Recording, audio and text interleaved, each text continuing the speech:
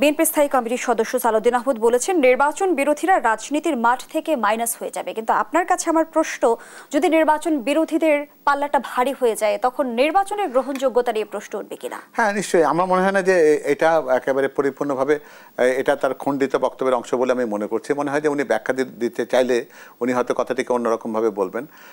আমরা কিন্তু কখনোই চাই না যে রাজনীতির মাঠে কেউ চলে যাক, সেখান থেকে নির্বাচনের মাঠ থেকে কেউ হারিয়ে যাক, সেটা কখনো প্রার্থিত নয়। নির্বাচন সুষ্ঠু, নিরপেক্ষ এবং অংশগ্রহণমূলক হোক, সেটা আমরা বরাবর বিএনপি চেয়েছি। সুতরাং এই জায়গায় তো অন্যরকম করে কোনো কথা বলার সুযোগ নেই।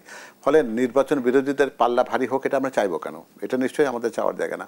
বরং আমরা মনে করবো যে সবাই নির্বাচনমুখী হবে, সবাই নির্বাচনে প্রতিদ্বন্দ্বিতা করবেন এবং এটা একটা অংশগ্রহণমূলক একটা নির্বাচন হবে, সুষ্ঠু নির্বাচন হবে এবং প্রত্যেকের জনপ্রিয়তার জায়গা কতটুকু আছে, জনগণের কাছে কার কতটুকু গ্রহণযোগ্যতা আছে, এটা মাপা হবে।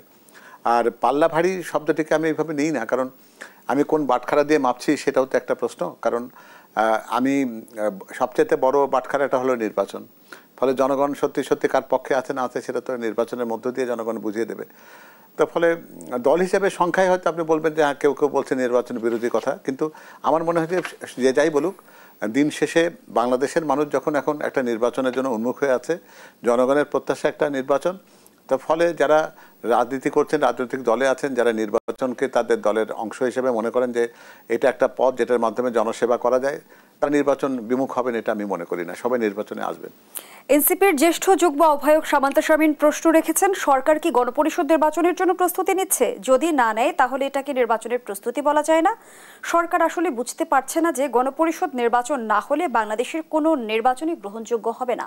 এর আগেও কিন্তু এনসিপির তরফ থেকে বলা হয়েছে যে বিদ্যমান সংবিধানের অধীনে নির্বাচন হলে সে নির্বাচনে অংশগ্রহণের ক্ষেত্রে এনসিপির সংশয়ের জায়গা রয়েছে।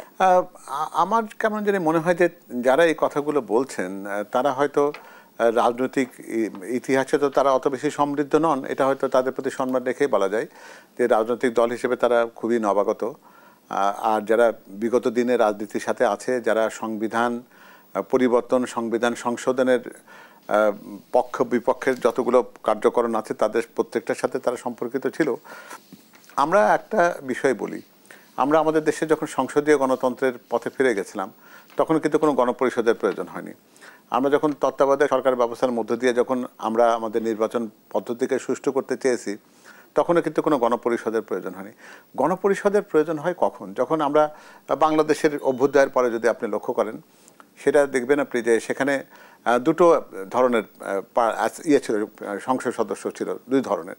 প্রাদেশিক পরিষদের সংসদ সদস্য ছিলেন এবং জাতীয় সংসদের বা জাতীয় পরিষদের সংসদ সদস্য ছিলেন। এমএনএ ছিলেন এবং এমপিএ ছিলেন। তাদেরকে সমন্বিত করে কিন্তু একটা কনস্টিটিউশনাল অ্যাসেম্বলি হয়েছিল, এমসিএ। তারা কিন্তু আমাদের সংবিধান রচনার কাজটি করেছেন। তো ফলে আমাদের সামনে পরিপূর্ণ সংবিধান রচনা করার বিষয় তো নেই। এই ঐক্যমত্য কমিশন যে কাজটি করেছে, তারা বিদ্যমান যে সংবিধানটি রয়েছে সেই জায়গার কোন কোন জায়গায় বিচ্যুতি রয়েছে, ব্যত্যয় রয়েছে, সেগুলোকে তারা কিন্তু সংশোধন করে একটা সার্বজনীন একটা সংবিধান রচনার কাজটি করছেন। তো এক্ষেত্রে তো সংবিধানের একেবারে নতুন করে খোল নলছে পাল্টে দেওয়ার মতো কোনো ঘটনা ঘটছে না। তো ফলে এটা যদি রাজনৈতিক দলের মধ্যে যদি মতৈক্য থাকে, তারা যদি একটা ভদ্রচিত একটা ঐক্যের কাছে আসতে পারেন, একটা চুক্তিতে বা একটা অঙ্গীকারে আসতে পারেন যে তারা সংসদে গেলে দায়িত্ব পালন করবেন, সেক্ষেত্রে গণপরিষদের তো কোনো প্রয়োজন নেই, একটা সংসদই তো এই কাজটি করতে পারে।